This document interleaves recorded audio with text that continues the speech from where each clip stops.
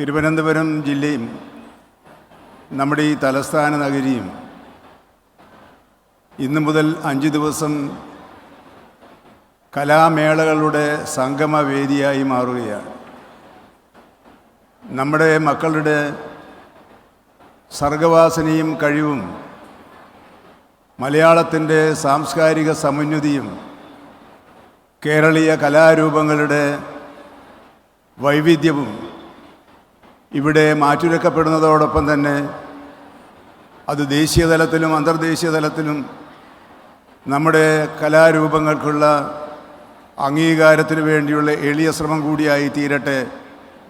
ഇവിടെ മത്സരത്തിൽ പങ്കെടുക്കുന്നവർ ആരും തോക്കരുത്, ആരും ജയിക്കരുത് എന്ന നല്ല മനസ്സോടുകൂടി അവരുടെ കഴിവുകൾ പ്രകടിപ്പിക്കാൻ സാധിക്കട്ടെ എന്ന് ആശംസിച്ചുകൊണ്ട് ഈ നവവത്സര നാളുകളിൽ നമുക്ക് കിട്ടിയ സമ്മാനം ഐക്യത്തോടെ, സ്നേഹത്തോടെ, സന്തോഷത്തോടെ, ഒരുമയോടെ ആഘോഷിക്കാൻ നമുക്ക് കഴിയുമാറാകട്ടെ എന്നുകൂടി ആശംസിച്ചുകൊണ്ട് എൻ്റെ വാക്കുകൾ ഞാൻ അവസാനിപ്പിക്കുന്നു. നിങ്ങൾക്ക് എൻ്റെ അഭിവാദ്യങ്ങൾ.